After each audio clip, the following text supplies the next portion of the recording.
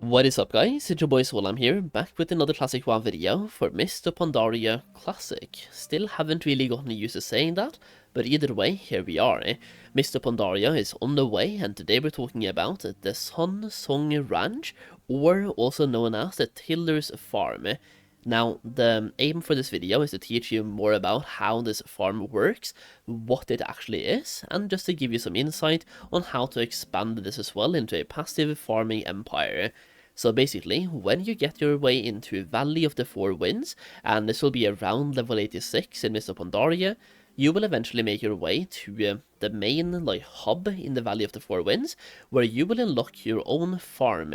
Now on this farm you can grow various reagents, starting with cooking materials, so cooking reagents, and eventually you can expand this into actual professional materials, such as enchanting materials. You can get herbs out of this, mining veins, skins. You can even start farming for Motes of Harmony, which you can turn into Spirits of Harmony. Now when you start this out, you will want to do quite a few quests, increasing your reputation with the tillers, and also do the introduction quest to the farm as well. So what I'm doing here, for example, right now is a bunch of dailies to increase my reputation. Now that is something you will do at level 90. You can start doing the starter quests at level 86, that's fine, but at level 86 you'll be hard capped to 4 plots of land, and if you want to have more than 4, you will need to get to level 90, and you will also, well, don't actually need to, but you really want to, because that way you will unlock daily quests which will increase your reputation very fast, and you will need more reputation to increase the plot of land you actually have.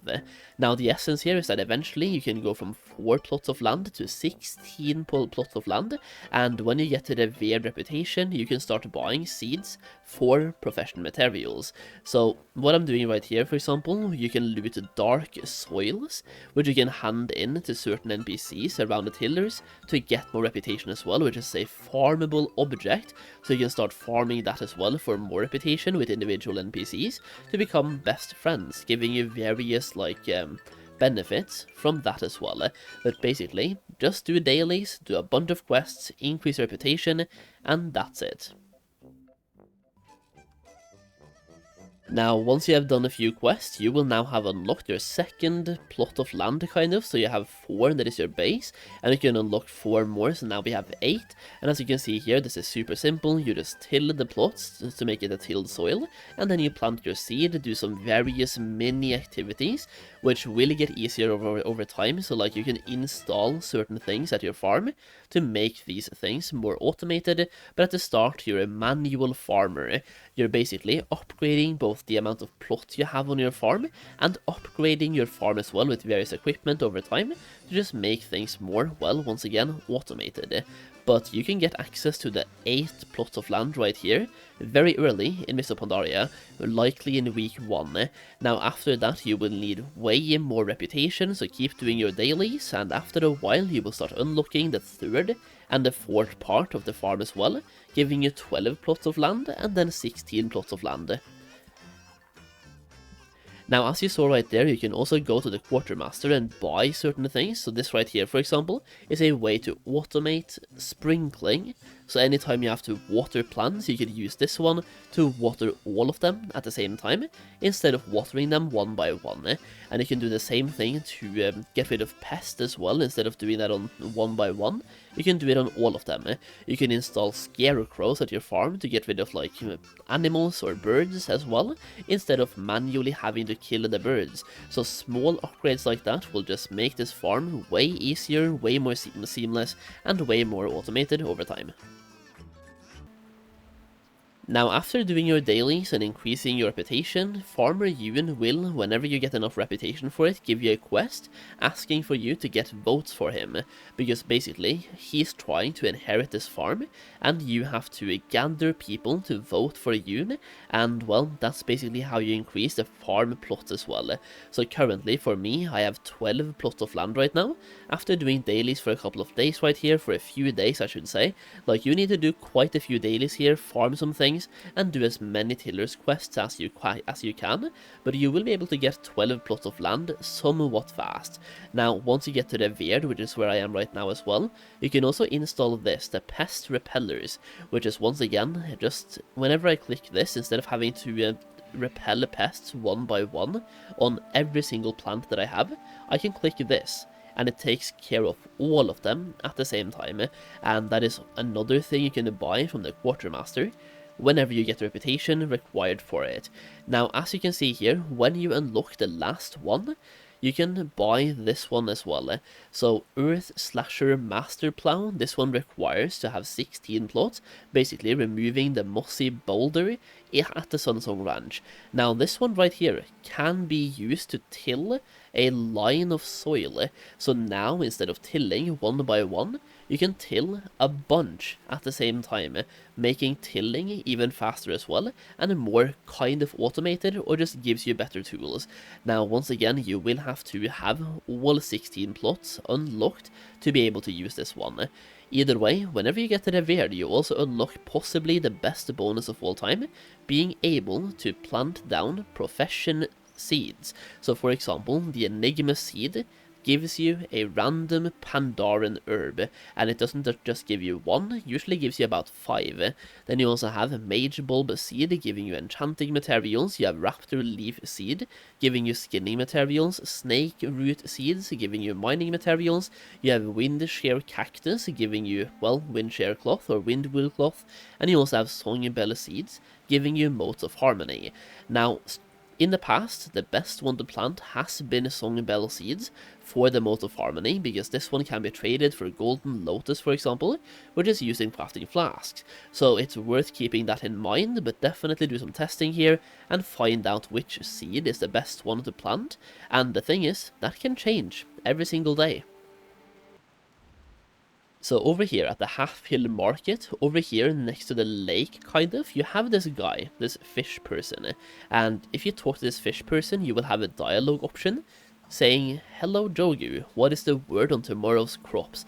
Now, if you pay this guy some gold, and I think the amount of gold here varies depending on which patch of Mists of Pandaria Classic will actually run on, but basically you pay this guy some gold, and he tells you which crops will be growing good tomorrow, because the crops will be varying on a daily basis, and some crops will be growing better, like on Monday, some on Tuesday, some on Wednesday.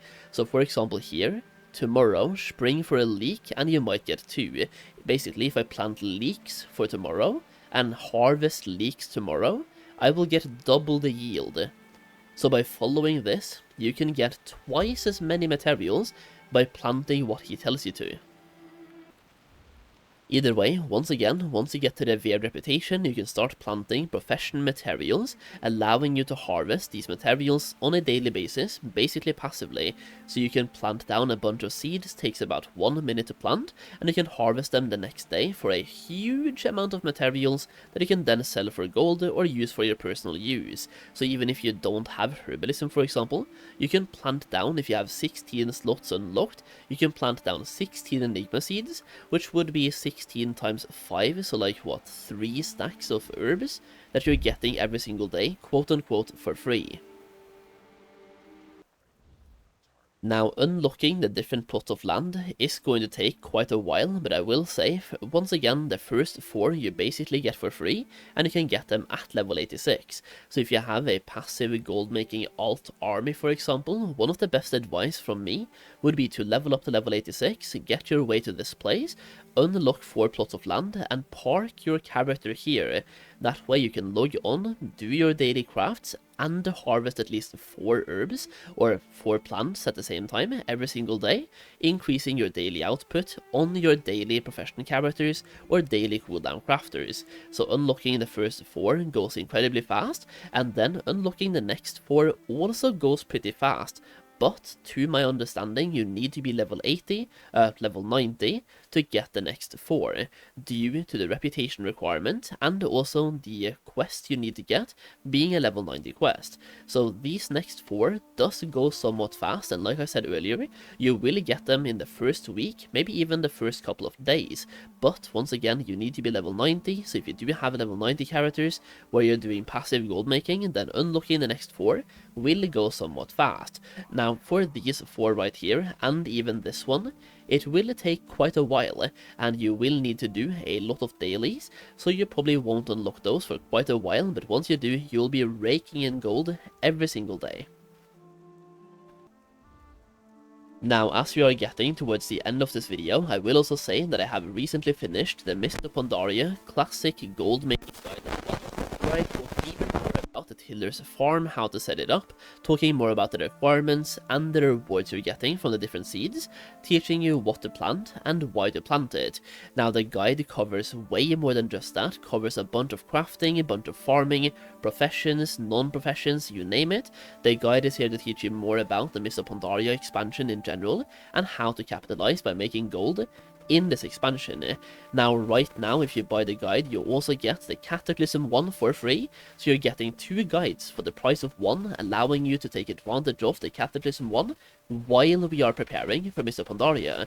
That way you can use the Cataclysm guide to catch up on the gold making, and then use the Mists of Pandaria one to get an edge in that expansion as well.